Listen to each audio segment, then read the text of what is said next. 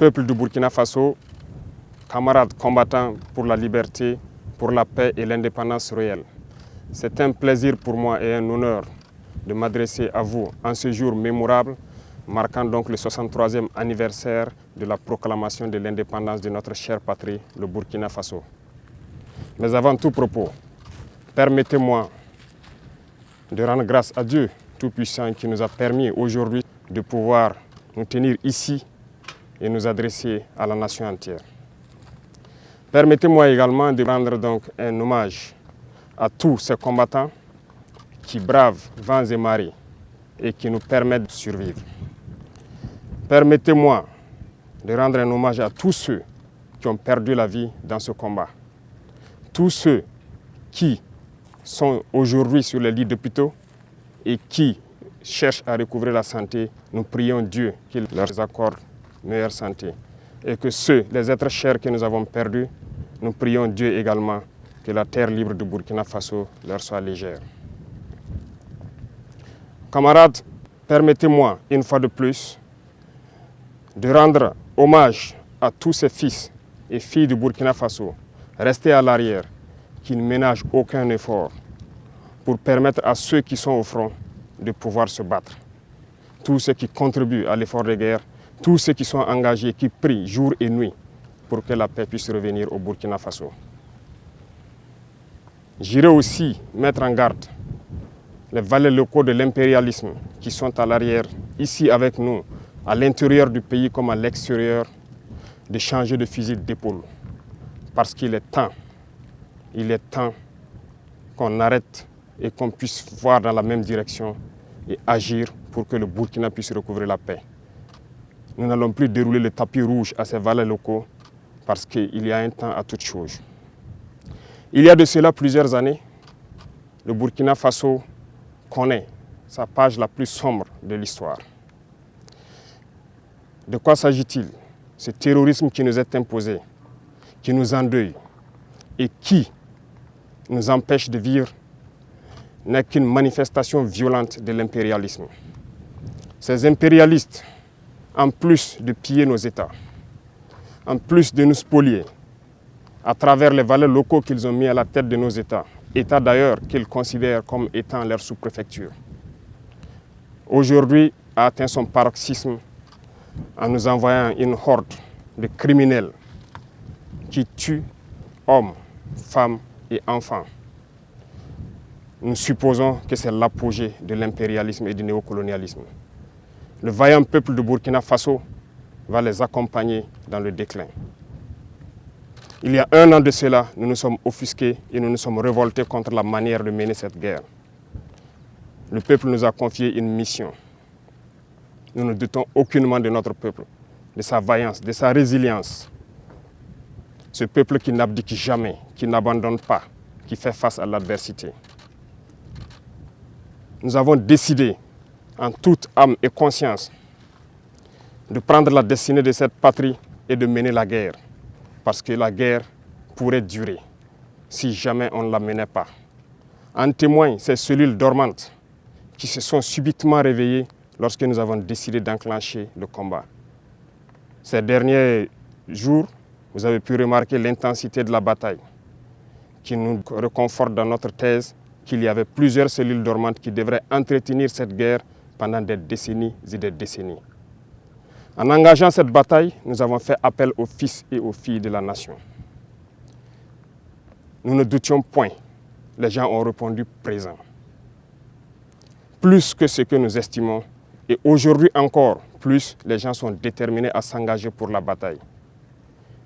Nous remercions ce vaillant peuple d'avoir compris ce message. En plus de cela, nous avons souhaité à ce que le peuple finance sa propre guerre. Ce qui a été compris.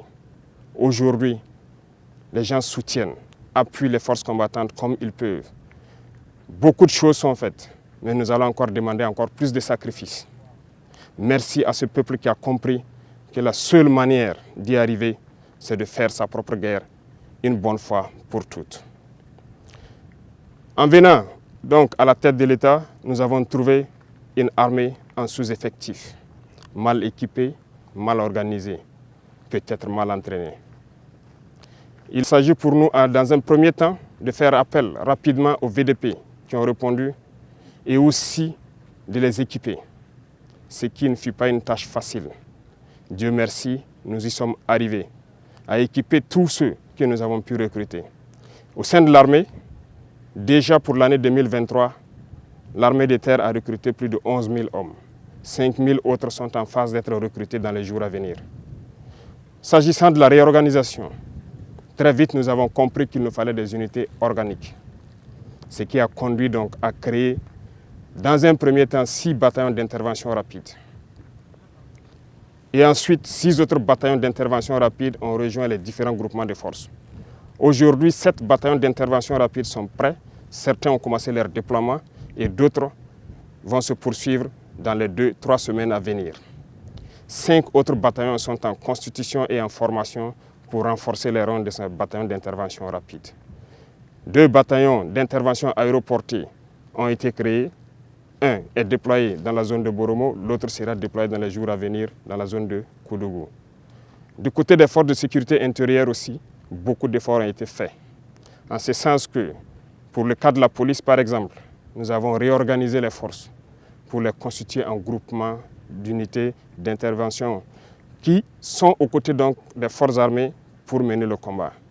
12 GOUMI ont été créés dans ce sens et d'autres sont en phase d'être créés. Au sein de la gendarmerie, nous avons renforcé les effectifs par le recrutement d'environ 3 000 auxiliaires. Une première phase est terminée, l'autre est en formation. De même que dans les rangs des eaux et forêts, nous avons spécialisé une bonne partie pour former une unité qui pourra agir dans les forêts, qui est aujourd'hui prête. Et cette unité est en train de s'engager également. Toutes les autres forces de sécurité intérieure ont pu être dotées en équipements tels qu'ils n'en ont jamais connu de leur histoire. Mais ce n'est que le début, parce que nous continuerons à les équiper et à monter en puissance. Du côté de l'armée de l'air, il a fallu à un moment donné revoir donc notre potentiel aérien. Aujourd'hui, nous pouvons dire fièrement que le Burkina Faso est doté d'appareils de dernière génération qui nous permettent de scruter donc notre territoire à partir des cieux, ce qui nous permet d'engranger un certain nombre de résultats. Les terroristes peuvent aujourd'hui se déplacer d'un point A à un point B, peut-être mener des attaques, mais ne repartiront pas sains et saufs parce que nous les suivons, nous les traquons jusque dans leur dernière demeure. Il est encore temps pour ceux-là qui ont été trompés, qui se sont engagés dans cette bataille, de déposer les armes. Parce que viendra un moment où il ne sera plus possible de déposer les armes. Tous ces bataillons qui sont en train de se déployer, du matériel est encore en cours de route dans les 2-3 semaines à venir. Et lorsque tout cela sera réuni et que tous ces bataillons auront rejoint leur emplacement, cette phase de développement de la guerre tant attendue, les choses sérieuses pourront commencer. Je lance encore un appel à ces égarés qu'il est encore temps de déposer les armes. Parce que viendra un moment, on le répète encore, il ne sera plus possible. Le Burkina Faso a décidé de se battre et nous nous battrons jusqu'à la victoire finale.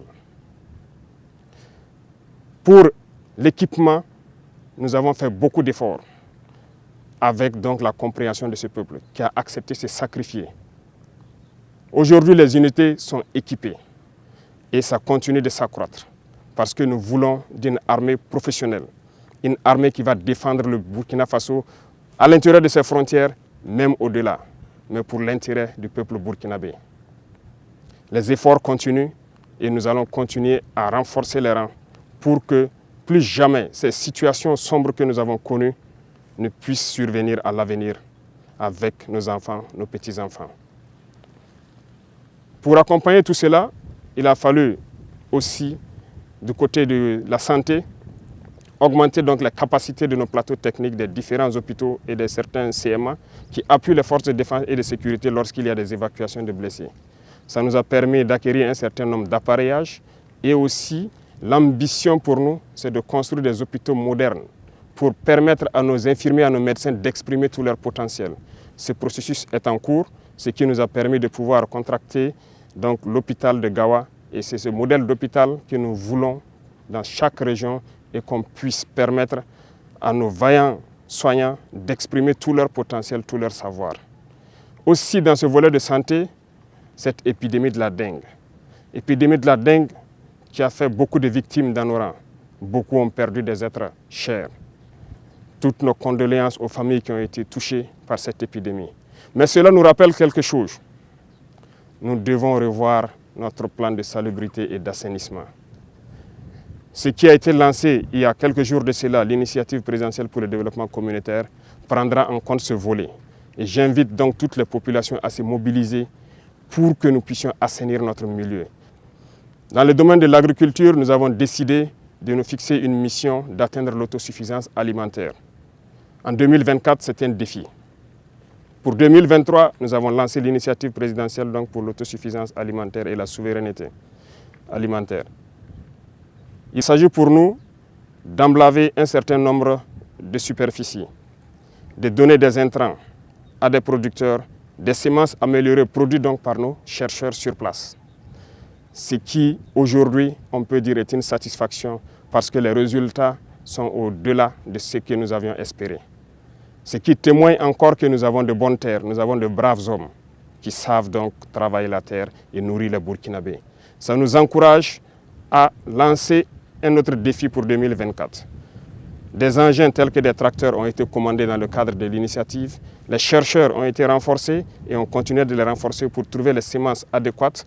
Et aussi ce qui nous a conduit à ouvrir l'usine de Kopela en août dernier pour fabriquer les intrants sur place. L'engrais est produit et pour pouvoir baisser le coût de l'engrais au profit donc de nos producteurs. Dans le même sens, il y a donc l'offensive agricole qui a été lancée par le ministère de l'Agriculture récemment et ça se poursuit dans toutes les régions du Burkina Faso. J'invite donc les populations des différents villages à s'impliquer, à aménager tout ce qui est bas-fond, toutes les terres cultivables. Et nous mettrons tout en œuvre pour les accompagner pour qu'on puisse produire au maximum dans cette saison qui arrive. La contre-saison est également lancée dans les points où il y a des eaux de surface.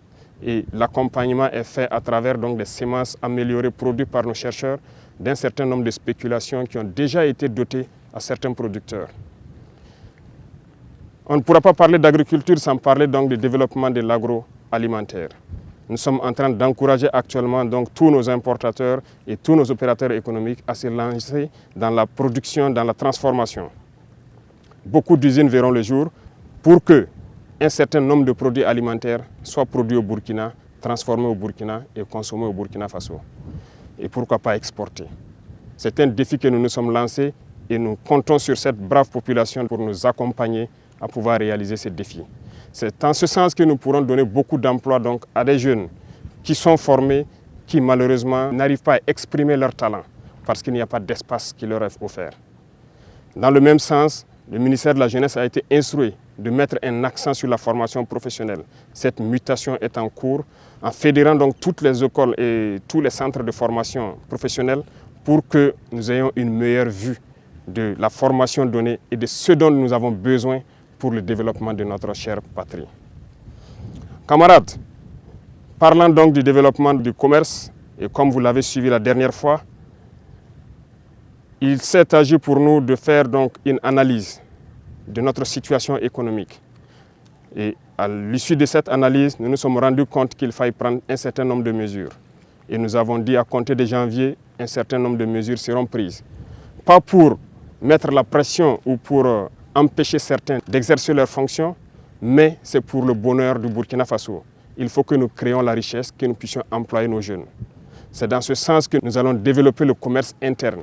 Nos commerçants qui quittent les villes vers les campagnes, nous allons encourager à ce que ces produits qui partent vers nos campagnes soient produits au Burkina Faso.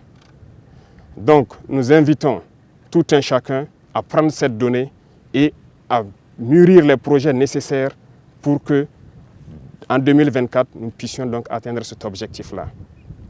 Sur le volet donc de la coopération, un bon nombre de partenaires ont refusé de nous accompagner, de nous aider à acquérir le minimum d'équipements. Jusqu'au jour d'aujourd'hui, certains équipements dont nous avons payé des avances auprès de certains pays qui sont favorables à nous les livrer, les licences ont été bloquées par d'autres États impérialistes qui n'ont aucun intérêt à ce que nous puissions évoluer dans notre guerre. Par contre, plusieurs autres États ont accepté d'ouvrir leurs portes. C'est le lieu pour moi donc de les saluer et de les remercier pour leur engagement aux côtés du Burkina Faso dans cette lutte. Ici en Afrique, nous avons jugé nécessaire de nous mettre ensemble, surtout au Sahel, parce que nous ne pourrons rien faire sans union. Ce qui a mené donc à la création de l'Alliance des États du Sahel, une alliance de défense a priori, mais qui évoluera vers une alliance économique et bien plus. L'AES est un espace qui est aujourd'hui victime de terrorisme barbare, violent. Mais aujourd'hui, nous avons compris et les peuples ont compris qu'il faille s'unir. Et nous invitons tous les autres Africains, tous ces peuples brimés, à pouvoir s'unir pour faire face à l'adversité. Nous défendrons l'espace de l'AES comme si nous défendons nos propres terres ici. Parce que nous avons décidé de nous unir avec nos pays frères du Mali, du Niger, pour en faire de nos espaces un seul espace. Aller et venir, commercer et défendre, ramener la paix, la prospérité, la sécurité. Parce que nos peuples ont droit au bonheur. L'Eldorado dont nos peuples rêvent, nous pouvons le créer ici. Et nous avons confiance en ce peuple. M'adressant donc aux travailleurs qui ont déjà consenti beaucoup d'efforts pour le Burkina Faso, je vais encore vous demander plus d'efforts en 2024. Il y aura certaines mesures qui seront prises pour encore accentuer sur la contribution à l'effort de guerre. Ça va toucher les travailleurs du public et du privé et aussi les entreprises sur leur intérêt brut. Le taux sera fixé, mais cela doit nous permettre de pouvoir augmenter premièrement la prime de nos vaillants VDP d'au moins 35% et aussi de les assurer une certaine assurance vie, de sorte que lorsqu'ils sont blessés ou lorsqu'ils tombent au champ d'honneur, que la prise en charge soit meilleure que ce que nous connaissons. Donc, il y aura plus de sacrifices qui doivent être consentis à l'endroit donc de ces vaillantes populations qui ont accepté de répondre et qui se battent jour et nuit sur le terrain. C'est le lieu pour moi de les rendre encore hommage pour leur contribution, pour leur accompagnement donc des différentes forces sur le terrain. Merci à vous. Je ne saurais terminer mon propos sans remercier toutes ces forces combattantes qui se battent sur le terrain jour et nuit pour que nous, à l'arrière, nous puissions vaquer à nos occupations. Remercier donc tous ces travailleurs, commerçants, paysans et éleveurs qui se battent aussi et qui contribuent à ce que nous puissions mener cette guerre et libérer nos terres. Vive le Burkina Faso, la patrie ou la mort, nous vaincrons.